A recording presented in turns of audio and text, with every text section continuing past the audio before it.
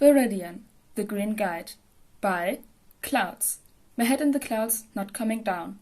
Read by Oakshadow5. Chapter 96. Blank. Summary. The Baku squad comes for a visit. Katsuki really hated hospitals. It was understandable. Everyone hated hospitals. The only problem was that Recovery Girl had figured that out, and that old hag had gotten together with his old hag and decided that he needed an extra day of boredom to make sure the healing sticks. Bullshit. They just wanted to punish him so he wouldn't get hurt as bad next time. It was working, but still. To make things even worse, because Katsuki would never admit that it was better, the old hag had somehow gotten into his phone and gone through his contacts to invite his classmates to visit him. It was embarrassing. And loud, considering that the entire extrovert crew had shown up. So now, he was stuck with Kirishima, Mina, Sero, and even Kaminari, who had gotten released yesterday, crowded around the foot of his bed talking over one another as they tried to make him feel better or something. It was annoying and sweet at the same time. Shinzo had gotten the invite too, but he didn't know anyone else, so he'd retreated into the corner. Katsuki had been half concerned about him feeling left out until he'd caught Shinzo smirking at his predicament with absolutely zero sympathy. He should try being trapped by a bunch of high-energy dimwits and see how well he liked it, the asshole. I'm surprised the doctors haven't thrown your extras out yet, Katsuki grabbed. Aren't hospitals supposed to be about recovery and rest? You can't recover on your own, Baku bro, Kirishima pouted. You gotta have friends so you don't get too lonely. Oh, yeah, that reminds me. Mina's grin couldn't spell out anything good as she turned to them. I wanted to introduce you guys to my uncle, Ish. He's here in the hospital too, so we can all go visit him. Oh, no.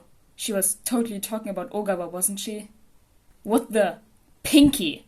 Katsuki scowled. It's bad enough that I have to deal with all of you. What makes you think he wants to? Oh, you know you love us. Mina stuck out her tongue. I asked him yesterday, and he said he was totally down to meet everyone. Katsuki groaned. He'd already lost this fight, hadn't he? He couldn't just roll over, though, so he had to at least try to fight back. Isn't there the whole privacy issue and all that? Mina shrugged. We're all his students. Well, except for Mr. Gucci Ibex over there, but he seems cool enough and he wouldn't be here if you didn't trust him, so it's probably fine. Come on, let's go! She started toward the door, and the rest of them had no choice but to follow along like lost little ducklings. Katsuki groaned as he heaved himself from the bed. There was still a little twinge of pain on his legs, but Recovery Girl had done her magic well, and he didn't have to use a stupid wheelchair this time, which would have been even worse. He could only imagine the chaos that would be happening right now if he had to trust these mons to wheel him around, and that chaos involved a substantial amount of running into walls. Yeah, walking was definitely the safer option. Wait! Kaminari stumbled slightly as he jogged to catch up with Mina. Where are we going? Katsuki rolled his eyes. To visit a friend of mine that got possessed by her aunt.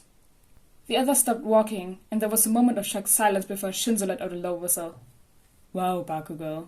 No wonder everyone thinks you're cryptid. Katsuki glared at him. You know you don't actually have to take along, right? It's not like Raccoon Eyes is scary enough to force you. Oh no, Shinzo grinned. This is way too entertaining to pass up.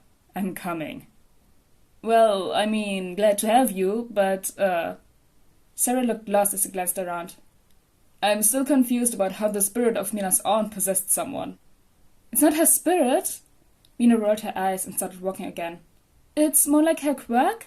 And don't be so rude, Blasty. Auntie Dai isn't possessing him or anything creepy like that. Or, well, I mean, it's kinda creepy, but only because some mad scientist villains gave him her quirk and now, well, it's kinda hard to explain. It's like her ghost is living in his head. Kaminari's eyes were impossibly wide. A part of her stayed with the quirk and is a part of him now. Yeah, Mina looked impressed. Wow, Kaminari, I can't even explain it that well. How is it fair that you come in and describe it perfectly? You haven't even met him yet. Kaminari shrugged awkwardly. I guess I'm just cool like that. Katsuki snorted. Yeah, right. Like any of your extras are actually cool, but whatever. That'd probably just make him like you more. Banky's mind was racing as Mina led him through the hospital. He could tell that Kirishima, Sero, and that new kid that Bakugo had introduced them to were still skeptical about the whole villains gave this guy another quirk thing, but everyone else was going along with it, so they hadn't said anything. Denki, however, was just trying to decide whether he was nervous or excited. If he was connecting the dots right, then that meant that Mina's kinda sorta uncle was like him. Sure, One for All was probably a completely different beast, and if Izuku was right about all the side effects of quirk transfer, then this guy was probably in for a pretty bumpy ride, but even without meeting the guy, Denki could feel this weird sort of kinship with him. Not that he'd be able to say anything about it, considering that One for All was supposed to be a secret, but still, it was super cool. Mina and Bakugo obviously knew their way, because they led them through the winding hallways without any hesitation, stopping at a door that looked just like every other one. Bakugo pounded on the door a few times before slamming it open. "Oi, tentacle freak, are you crazy? Why in the world would you sign up to meet a bunch of annoying extras?"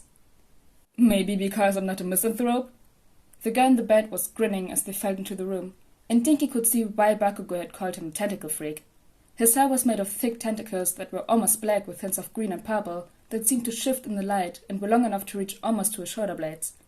The dark tentacles contrasted starkly with the white electrodes that were glued to his head alongside all the other medical equipment. When the guy saw them, he turned away from Bakugo and gave them a bright smile. "Hey, you guys must be Kachan's friends. I'm glad he hasn't scared everyone away with his 'I'm so angry and antisocial' act yet." "Oi!" Bakugo hit him in the arm. "Stop talking about me like I'm not right here. Extras, meet Ogawa. Ogawa, meet the extras." "You must have the patience of a saint," Sarah teased.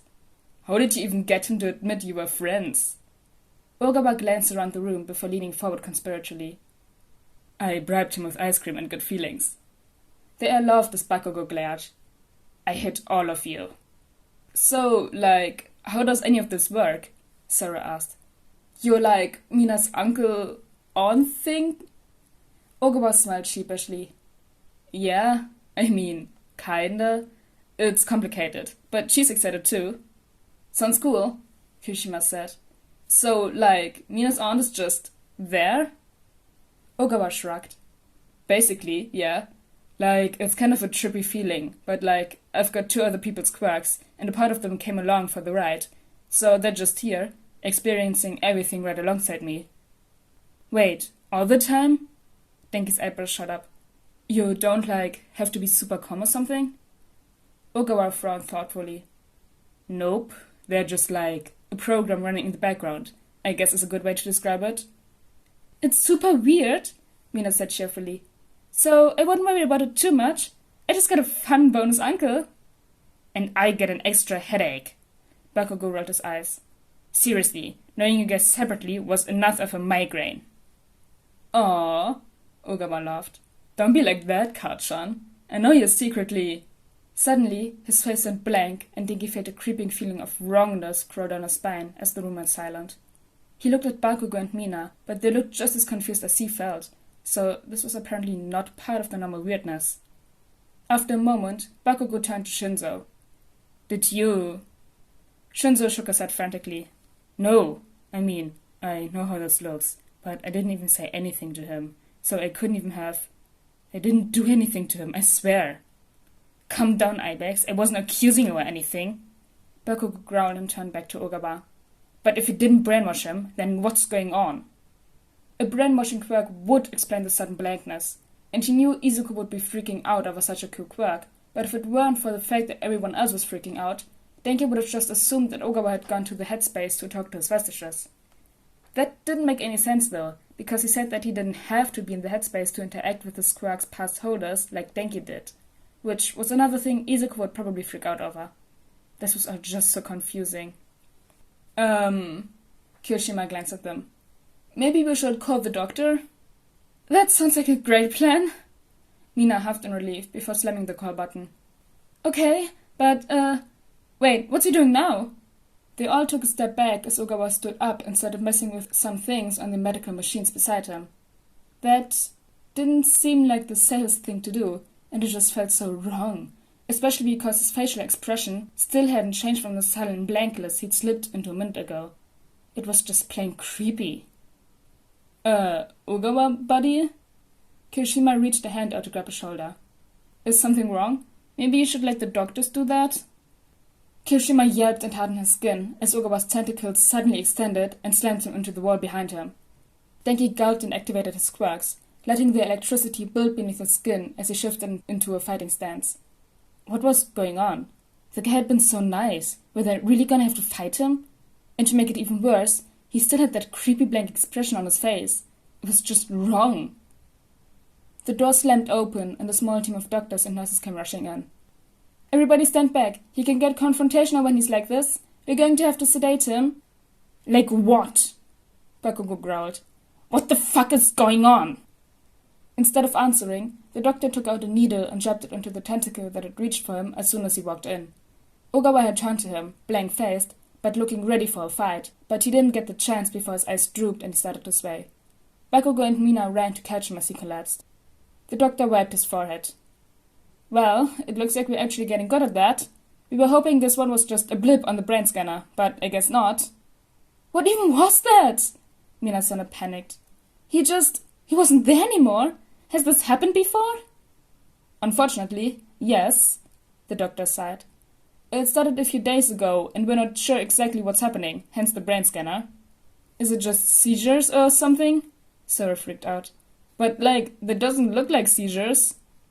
The doctor shook his head. There's still so much we don't know about the experiments he went through, but we assume that, since he was meant to be a weapon, there must have been some measures put in place to control him. The first few times it happened, we did think it was seizures because he just sat there and he looked almost like a robot awaiting orders. I'm sure you saw that face. Denki looked around at the others, who were also nodding hesitantly. That seemed like a good way to describe the blankness before he'd started moving, but they hadn't given him any orders. So, who had? The doctor frowned as he continued. It wasn't until yesterday afternoon when he started trying to harm himself that we realized it wasn't just a side effect of the experiments, hence the sedation. Thankfully, it appears that the past users of his quirks are unaffected by the quirk and have been able to snap him out of it with considerable effort. It's been happening more frequently as well, but there's not much we can do for him before we figure out how to sever whatever quirk connection the villain factory is using to control him. Rest assured that we're doing the best we can. But for the moment, our main focus is to keep him from following through on what we think the villains are ordering him to do. Shinzo raised an eyebrow. Which is?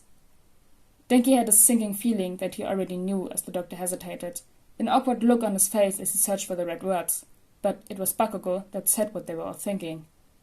They want him to off himself to tie off loose ends. The doctor sighed heavily. You all should go.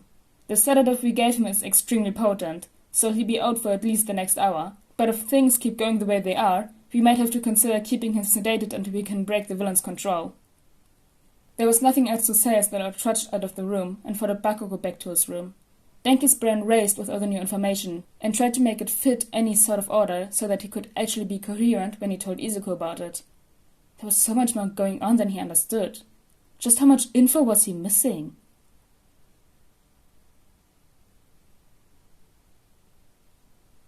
Oh my god, we're almost at the chapter where something big happens. I'm really excited for the chapter. But I hope that today the one-shot will come out, so on Sunday. I will try to record it because I haven't recorded it yet. But anyways, guys, I hope you all enjoyed chapter 96 of Reading the Green Guide, and I'll see you all next time. Bye!